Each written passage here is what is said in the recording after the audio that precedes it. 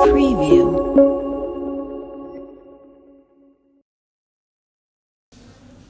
So hello everyone and welcome again to the new basic learning. और आज मैं biology का पार्ट 2 लेके आई हूँ जो कि है सेल के चैप्टर पे।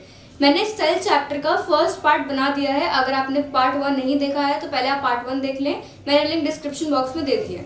तो अब पार्ट 2 पे आ जाते हैं। पार्ट 2 में बेसिकली क्या पढ़ाने वाली हूँ मैं आपको, what we will study in this video. इस पर्टिकुलर वीडियो में हम क्या पढ़ेंगे, पार्ट्स ऑफ सेल, सेल के कितने पार्ट्स होते हैं, and second one is difference between plant cell and an animal cell. और डिफरेंस बिटवीन, क्या डिफरेंस है प्लांट सेल के बीच में और एनिमल सेल के बीच में। So let's begin. तो अब आ जाते हैं एनिमल सेल और प्लांट सेल पे। ये है एनिमल सेल, ठीक है, और ये है प्लांट सेल। एक चीज मैं बता देती हूँ बेसिक, कि लाइफ जो स्टार्ट होती है वो सिंगल सेल से स्टार्ट होती है। सिंगल सेल आगे जाके डिवाइड हो जाते हैं और डिवाइड होने के मतलब कि डिवाइड होने के हिसाब से मतलब मैं बताना चाह रही हूँ कि जैसे मसल सेल्स हो जाते हैं, मसल्स के अलग सेल हैं, स्किन के अलग सेल्स हैं, और भी बहुत सारे सेल्स अलग अलग डिवाइड हो जाते हैं अपने रिक्वायरमेंट के हिसाब से, फंक्शन के रिक्वायरमेंट के हिसाब से। तो एक बेसिक बता देती हूँ मैं, एक मोटा बता देती हूँ पहले कि एनिमल सेल में सेल मेम्ब्रेन होती है, एनिमल सेल में सेल वॉल प्रेजेंट नहीं होती है। प्लांट सेल में दोनों चीजें होती है, सेल मेम्ब्रेन भी होती है और सेल वॉल भी होती है। तो देख लेते हैं क्या क्या चीजें हैं पहले, उसके बाद हम इसके बारे में सबके बारे में डिटेल में पढ़ेंगे। तो अब एक बात और पहले बता देती हूँ मैं कि जैसे ह्यूमन बॉडी है, ठीक है, ह्यूमन बॉडी को काम करने के लिए क्या चाहिए, ऑर्गन्स चाहिए। ऑब्वियस बात है, सभी को पता है। ह्यूमन बॉडी को काम करने के लिए क्या चाहिए, ऑर्गन्स। तो इसी तरह सेल को भी काम करने के लिए क्या चाहिए, मैंने आपको पहले भी बताया था, ऑर्गेनेलीज, ठीक है। जैसे ह्यूमन बॉडी को ऑर्गन्स की हेल्प से, मतलब ऑर्गन्स की ही मदद चाहिए होती है कुछ काम करने के लिए, मतलब कि ह्यूमन बॉडी किससे बनी है, ऑर्गन्स से। ऐसे ही सेल भी ऑर्गेनेलीज से बनी हुई है, मतलब कि सेल को भी ऑर्गेनेलीज की हेल्प चाहिए फंक्शन करने के लिए। तो अब हम पढ़ते हैं क्या है। ये है सेल मेम्ब्रेन, ये बाहर का पार्ट, ये जो आपको लाइन दिख रही है, ठीक है।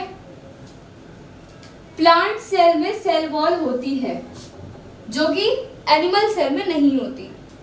सेल मेम्ब्रेन दोनों में प्रेजेंट होती है। साइटोप्लाज्म मैं आपको पूरा क्लियर से नहीं दिखा पा रही, लेकिन ये लिक्विड होता है। सेल के अंदर लिक्विड, जितना भी लिक्विड होता है सिर्फ न्यूक्लियस को छोड़कर और सेल मेम्ब्रेन को छोड़कर, मतलब कि सेल मेम्ब्रेन के जो अंदर जितना भी व्हाइट कलर का लिक्विड होता है वो सारा साइटोप्लाज्म होता है। ये पूरा जितना भी ये सब है, इसी के अंदर में क्या है, साइटोप्लाज्म के अंदर ही माइटोकॉन्ड्रिया, वैक्यूल और ये जितनी भी पार्ट्स हैं सिर्फ न्यूक्लियस को छोड़ के सब साइटोप्लाज्म के अंदर आता है। फिर ये जो है ये माइटोकॉन्ड्रिया है, ये आप बता ही सकते हैं ये क्या है, ये न्यूक्लियस है। और ये जो है ये वैक्यूल है। ये plant cell, sorry animal cell में ये छोटा होता है, छोटा सा होता है वैक्यूल, और प्लांट सेल में बहुत बड़ा होता है वैक्यूल, ठीक है। और ये जो है ये क्लोरोप्लास्ट है, सब प्लास्टिड भी कह सकते हैं। प्लास्टिड्स में ये क्लोरोप्लास्ट होता है, क्रोमोप्लास्ट होता है और ल्यूकोप्लास्ट होता है। तो ये सब मैंने आपको मोटा मोटा बताया, अब आगे जाके इनकी डिटेल में पढ़ते हैं। तो अब आ जाते हैं सेल वॉल पे और सेल मेम्ब्रेन पे। सबसे पहले मैं बता देती हूँ कि सेल मेम्ब्रेन जो होता है वो लिविंग होती है, सेल मेम्ब्रेन लिविंग होती है, और सेल वॉल जो होती है वो नॉन लिविंग होती है, ठीक है। अब पॉइंट देख लेते हैं। Cell membrane is present in both the cells, जैसे मैंने आपको बताया था पहले भी, सेल मेम्ब्रेन जो होती है वो दोनों में प्रेजेंट होती है, यानी प्लांट सेल में भी और एनिमल सेल में भी। And the cell wall is only present in plant cell. As I told you before that cell wall is always present only and only plant cell, not in animal cell. Then cell membrane is selectively permeable and regulates the entry. इसका मतलब क्या है, cell membrane जो है वो कुछ ही substances को entry देती है अंदर। सेल जो सेल मेम्ब्रेन है वो सेल के अंदर थोड़ी ही मतलब कुछ ही चीज़ों को एंट्री देती है, फॉरेन सब्सटेंसेस को नहीं देती। मतलब मान लीजिए सेल को कोई चीज़ नहीं चाहिए, उस टाइम पे नहीं चाहिए, तो वो अपने अंदर वो चीज़ आने नहीं देगी। मतलब कि सेल मेम्ब्रेन क्या काम करती है, किसी भी फॉरेन सब्सटेंस को अपने अंदर एंट्री नहीं लेने देती है। और रेगुलेट द एंट्री मतलब एक तरीके से आप कह सकते हैं रेस्ट्रिक्टेड। ठीक है, मान लीजिए बॉयज स्कूल है तो गर्ल्स को एंट्री नहीं मिलेगी, गर्ल्स के लिए रेस्ट्रिक्टेड है। अब गर्ल्स का स्कूल है तो बॉयज को एंट्री नहीं मिलेगी क्योंकि वो सिर्फ गर्ल्स का स्कूल है। ठीक है, तो इस तरह से आप इसे मान सकते हैं। फिर दूसरा पॉइंट है maintain the shape of the cell and separates surrounding content from the outside environment. इसका मतलब क्या हुआ, एक तो ये शेप मेंटेन करता है सेल का, ठीक है, and separates the surrounding content. अब जो सेल के बाहर वाला एनवायरनमेंट है, मतलब कि जैसे बॉडी, सेल के बाहर जो एनवायरनमेंट है उस एनवायरनमेंट को अपने अंदर के एनवायरनमेंट से सेपरेट रखती है। ठीक है, मतलब कि जो सेल के अंदर जो कंटेंट है जितना भी है उसे बाहर के एनवायरनमेंट से सेपरेट रखती है। ठीक है, सेपरेट, ये याद रखना। तो ये हो गया फंक्शन। अब आगे चलते हैं। एक और पॉइंट है सेल वॉल का, जो कि है cell wall is freely permeable. जैसे मैंने सेल मेम्ब्रेन का बताया था आपको, cell membrane is not freely permeable. Okay, तो ये पॉइंट सेल वॉल का है जो कि फ्रीली परमिएबल है, जो कि एंट्री किसी भी सब्सटेंस को आसानी से दे देती है। लेकिन सेल मेम्ब्रेन जो है वो रेस्ट्रिक्शन लगाती है कुछ सब्सटेंसेस पर जो उसको नहीं चाहिए होते हैं उस टाइम पर। ठीक है, फिर आते हैं प्रोटेक्ट्स द सेल। आपको समझ आएगी होगा, protects the cell, it protects the cell and it gives rigidity. Rigidity मतलब एक तरीके से स्ट्रेंथ, सेल को स्ट्रेंथ देती है और उसका शेप बनाए रखती है। It gives the shape to the cell. अब आ जाते हैं साइटोप्लाज्म पर। साइटोप्लाज्म क्या है, एक सेमी लिक्विड सब्सटेंस है। जैसे मैंने आपको पहले बताया था कि ये लिक्विड होता है, ठीक है, और all the metabolic activities occurs in it. जितनी भी मेटाबॉलिक एक्टिविटीज होती है, मेटाबॉलिक एक्टिविटीज मतलब जैसे कि हमारी लाइफ सस्टेन, जिससे लाइफ सस्टेन है हमारी, मतलब कि आप कह सकते हैं एक तरह से लाइफ सस्टेन, जिससे लाइफ हमारी सस्टेन है, यहाँ जिससे जिंदा है, सारी मेटाबॉलिक एक्टिविटीज इसमें होती हैं हमें जिंदा रखने के लिए। ठीक है, फिर आते हैं साइटोप्लाज्म पे। ध्यान रखना साइटोप्लाज्म पे, ध्यान रखिएगा, साइटोप्लाज्म पे सारी मेटाबॉलिक एक्टिविटीज अकर्स होती हैं। फिर आते हैं डिफरेंट ऑर्गेनेलीज अगर in it perform different function.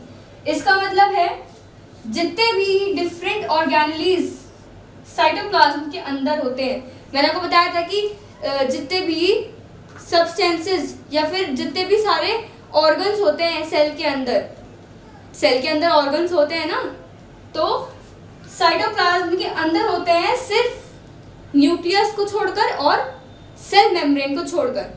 ठीक है, सेल मेम्ब्रेन को छोड़कर और न्यूक्लियस को छोड़कर जितना भी लिक्विड होता है वो सब साइटोप्लाज्म में होता है। और साइटोप्लाज्म के अंदर सारे जितने भी ऑर्गन्स होते हैं, आगे पढ़ेंगे हम कितने ऑर्गन्स हैं, जैसे कि हो गया एंडोप्लाज्मिक रेटिक्यूलम और बहुत सारे होते हैं।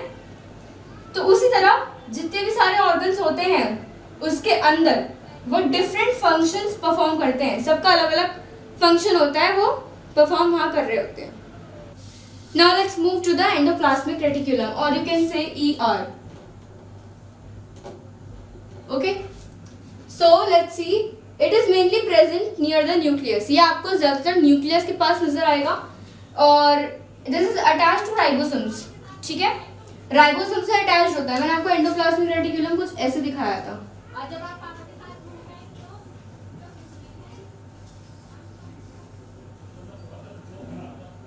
कुछ ऐसे था ये, और इसके साथ ऐसे ऐसे अटैच्ड होते हैं राइबोसोम्स। ठीक है, ऐसे अटैच्ड होते हैं ये।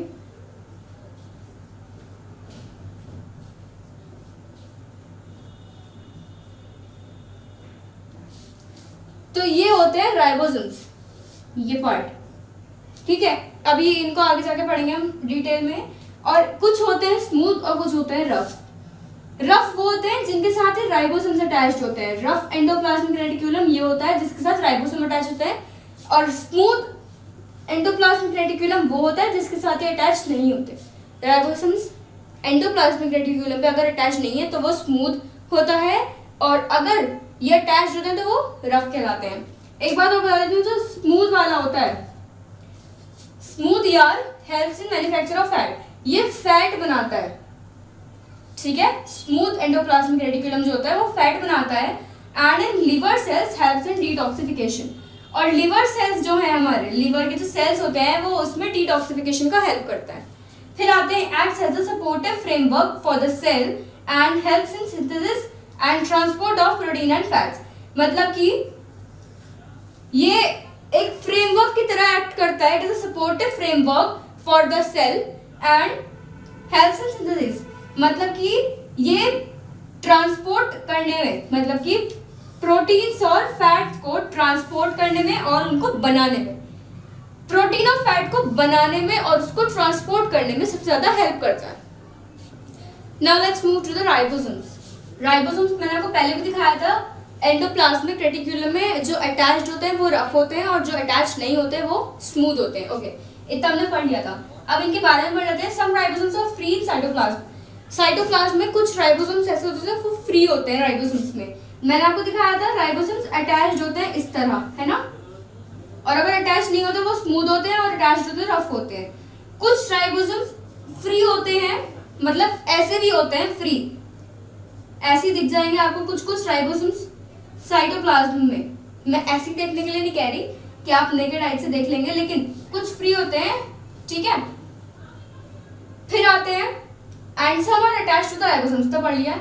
And also called the protein factory, ये प्रोटीन फैक्ट्री कहते हैं इसको, राइबोसोम्स को, because it helps in making protein. ये सबसे इसका जो फंक्शन है, सबसे बड़ा फंक्शन जो है वो ये प्रोटीन बनाने में है। प्रोटीन सबसे ज्यादा हमारी बॉडी को चाहिए होता है, जो कि इसका फंक्शन है protein banana. So this is the main function of this ribosomes. अब आ जाते हैं माइटोकॉन्ड्रिया पे। माइटोकॉन्ड्रिया सॉसेज लाइक में होता है, वेरियस शेप्स में होता है, लेकिन यूजुअली जो होती है वो उसकी शेप होती है सॉसेज लाइक, कुछ इस तरह की होती है सॉसेज लाइक, ठीक है। फिर इसका अपना डीएनए होता है, मेनली जो होता है वो न्यूक्लियस का, मतलब न्यूक्लियस का अपना डीएनए होता है, लेकिन हमारा जो डीएनए होता है वो न्यूक्लियस में होता है, लेकिन जो माइटोकॉन्ड्रिया है इसका अपने आप का अपना डीएनए है, contains its own DNA and ribosomes, इसके अपने राइबोसोम्स होते हैं और अपना ही डीएनए होता है। डीएनए क्या होता है? जब आपके हेरिडिटरी कैरेक्टर्स होते हैं, कैरेक्टरिस्टिक्स, ठीक है, वो डीएनए की वजह से ही पास ऑन होते हैं, हेरिडिटरी कैरेक्टर्स जो होते हैं।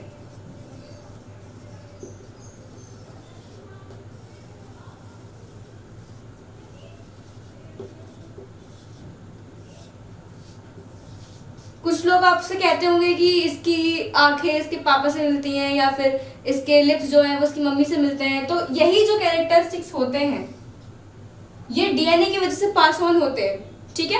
मैंने आपको क्या बताया था सबसे पहले कि सिंगल सेल से लाइफ स्टार्ट होती है और आगे जाके डिवाइड हो जाती है। तो ये जब डिवाइड होती है तो डीएनए के जो कैरेक्टरिस्टिक्स होते हैं, मतलब जो हमारे हेरिडिटरी कैरेक्टर्स होते हैं, वो डीएनए की वजह से पास ऑन होते हैं, ठीक है। It provides energy in the form of ATP. ATP क्या होता है? Adenosine triphosphate, adenosine triphosphate, adenosine triphosphate. इसका सबसे बड़ा फंक्शन जो है वो है एनर्जी प्रोवाइड करना। जब भी हमें एनर्जी की जरूरत होती है या फिर जब हमें एनर्जी मिलती है तो वो एटीपी के फॉर्म में मिलती है माइटोकॉन्ड्रिया से। Mitochondria provides the energy in the form of ATP, तो इसीलिए ये power house of the cell कहलाता है, ठीक है। Power house of the cell इसलिए कहलाता है because it provides the energy to the body. Next is about the Golgi apparatus.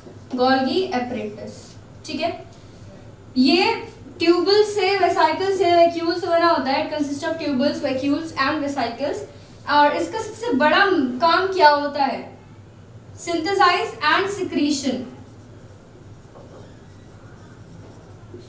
मतलब कि एंजाइम्स और हार्मोन्स को बनाना, ये भी साइटोप्लाज्म के अंदर ही होता है।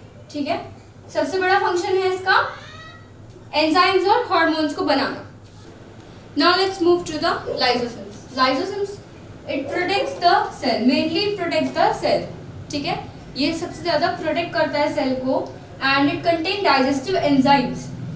ठीक है, and are kind of waste disposal system of the cell. इसका मतलब क्या हुआ, मान लीजिए ये साइटोप्लाज्म में है, सॉरी लाइसोसोम है, ओके दिस इज लाइसोसोम, और इसके अंदर कोई भी फॉरेन सब्सटेंस आ रहा है, मतलब अगर इसे फॉरेन सब्सटेंस आ रहा है लेकिन इसे नहीं चाहिए, ठीक है, फॉरेन सब्सटेंस इसे नहीं चाहिए, कोई भी सब्सटेंस आ रहा है इसको नहीं चाहिए अंदर अपने, तो ये उसको डिस्ट्रॉय कर देगा, या वेस्ट डिस्पोजल कह सकते हैं हम।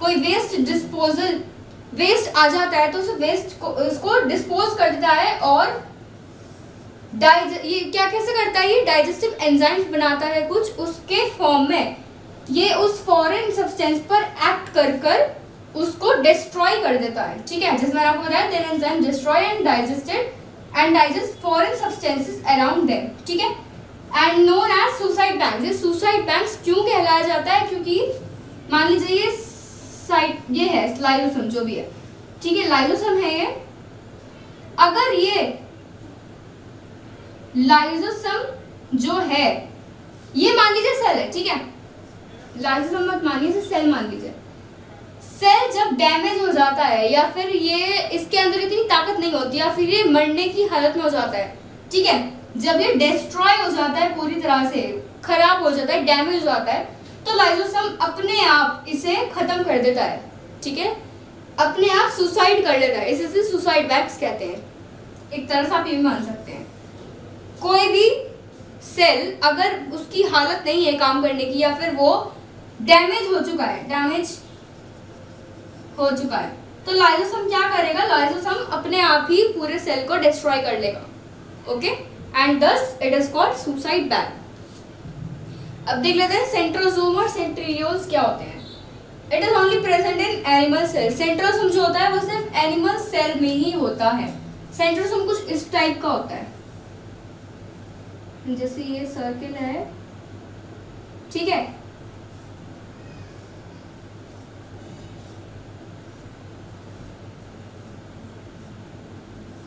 और इसके अंदर एक या दो सेंटेरियोल्स होते हैं, कुछ इस तरह के होते हैं, ठीक है।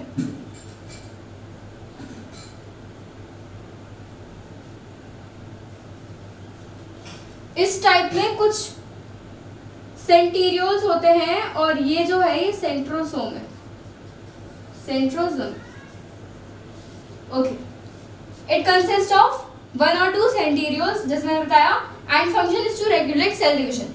सबसे पहले मैंने आपको बताया था स्टार्ट कैसे होती है life as a single cell, जो कि है जाइगोट, सिंगल सेल से स्टार्ट होती है, फिर ये आगे डिवाइड होती चली जाती है, ये डिवाइड हो जाती है, फिर आगे जाके डिवाइड हो जाता है, ये भी डिवाइड हो जाता है, ये भी डिवाइड हो जाता है, ये भी डिवाइड हो जाता है, ये भी, और पूरी एक बॉडी बन जाती है, human body, trillions of cells हो जाते हैं उस बॉडी में। तो इसी तरह ट्रिलियंस ऑफ सेल्स जो बनाती है, पूरी सिंगल सेल से स्टार्ट होती है और पूरी trillion of cells makes up a full body of a average human body. तो ये करती है सेल को रेगुलेट करना, मतलब it initiates and regulate cell division, cell को division, cell division, it helps in cell division and it initiates and regulates the cell division. Now let's move to the vacuoles. मैंने आपको vacuole दिखाया था plant cell में और animal cell में, अगर आपको याद हो तो। प्लांट सेल में कुछ इस तरह दिखाया था मैंने आपको, और एनिमल सेल में कुछ इस तरह बताया था। तो इसमें क्या है, प्लांट सेल में वैक्यूल्स जो होते हैं वो ज़्यादा लार्ज होते हैं, ज़्यादा बड़े होते हैं, और एनिमल सेल में जो होते हैं vacuoles are so small. Vacuoles जो होते हैं एनिमल सेल में वो थोड़े छोटे होते हैं, एंड वैक्यूल्स का फंक्शन है is to store water, पानी को स्टोर करना, and store substances like pigments, food and waste products. It stores food, ठीक है, substances स्टोर करता है जो कि है food, pigments and waste products, और सबसे ज़्यादा ये इसका फंक्शन जो है वो की है स्टोर वाटर, पानी को स्टोर करता है। अब आ जाता है सेल के सबसे इंपॉर्टेंट पार्ट पर जो कि है न्यूक्लियस, ठीक है। अगर न्यूक्लियस सेल में नहीं होगा तो अगर सेल में न्यूक्लियस नहीं होगा, इफ रिमूव्ड, आप कह सकते हैं if removed cell dies, cell काम नहीं करेगा, सेल मर जाएगा, ठीक है। अब देखते हैं, it is the most important part, जो पार्ट मैंने आपको बताया सेल का सबसे इंपॉर्टेंट पार्ट होता है न्यूक्लियस, इसके बिना सेल अपने आप ही डाई हो जाएगा। Largest organ of the cell, सबसे बड़ा ऑर्गन होता है ये सेल का, न्यूक्लियस, ठीक है। And it contain thread like structures, ऐसे थ्रेड लाइक स्ट्रक्चर्स कंटेन करता है ये, it contain thread like structures called chromatin fibres, ये जो होती हैं क्रोमैटिन फाइबर्स होती हैं। और आगे जाके जो सेल डिवीजन होता है, जब सेल डिवीजन होता है आगे जाके, तो ये कन्वर्ट हो जाती हैं क्रोमोसोम्स में, converts to chromosomes which contain DNA. Chromatin fibres होती हैं वो डीएनए कंटेन करती हैं। आपका डीएनए मैंने क्या बताया था आपको, हेरिडिटरी कैरेक्टरिस्टिक्स जिससे पास ऑन होते हैं, डीएनए के थ्रू ही हमारे कैरेक्टरिस्टिक्स जो हैं, हमारे पेरेंट्स के कैरेक्टरिस्टिक्स जो पास ऑन हुए हैं वो डीएनए के थ्रू ही हुए हैं। एक चीज और है न्यूक्लियस के बारे में जो कि है it contain own cell membrane, nucleus की एक अपनी सेल मेम्ब्रेन होती है। और एक चीज और थी कि सेल जो न्यूक्लियस होता है उसमें जो न्यूक्लियर मेम्ब्रेन होती है, सेल की जो न्यूक्लियर मेम्ब्रेन होती है, सेल की जो न्यूक्लियर मेम्ब्रेन होती है, अगर किसी ऑर्गेनिज्म में न्यूक्लियर मेम्ब्रेन प्रेजेंट नहीं है तो वो कहलाते हैं प्रोकैरियोट्स। एग्जाम्पल आ जाएगा बैक्टीरिया जैसे, ठीक है, बैक्टीरिया क्या होगा, प्रोकैरियोट्स।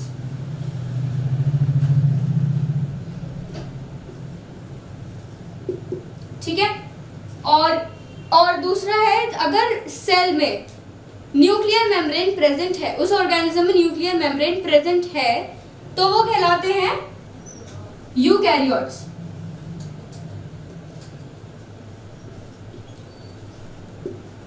ठीक है, एग्जाम्पल हो गए जैसे ह्यूमन हो गए, ह्यूमन बॉडी, और एनिमल्स हो गए, प्लांट्स हो गए, because they have a well defined nucleus और you can say nuclear membrane, so that is why they are called eukaryotes and prokaryotes are the organisms which do not contain nuclear membrane. तो अब आ जाते हैं plastids पर। What are plastids? Plastid सबसे पहले बता देती हूँ, it is only present in plant cell, animal cell में प्लास्टिड नहीं होता है, ध्यान रखिएगा, प्लांट सेल में ही होता है plastid. It provides colour, colour provide करता है ये, its function is to provide colour and it is mainly depending on colour, it is mainly of 3 types. Depending on colour मैं लिख देती हूँ, depending on colour it is mainly of 3 type, that is leucocytes, chromoplast, chloroplast. Leucocytes आप देख सकते हैं या फिर आपको दिख जाएगा आपको सेल ऑफ पोटैटोज में,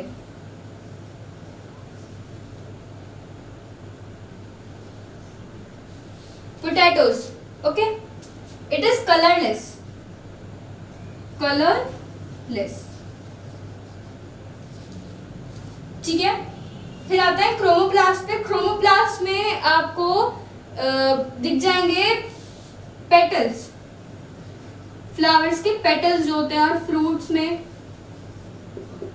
बहुत सारे कलर्स के होते हैं, ये क्रोमोप्लास्ट प्रेजेंट होता है बहुत सारे कलर्स में। एग्जांपल्स यू कैन से पेटल्स एंड फ्रूट्स। क्लोरोप्लास्ट आपको पता ही चल गया होगा नाम से, it is chlorophyll and you can see this in leaves, colour is green, leave chlorophyll, okay, So let's see what parts are present in both and what parts are present in only and only one cell.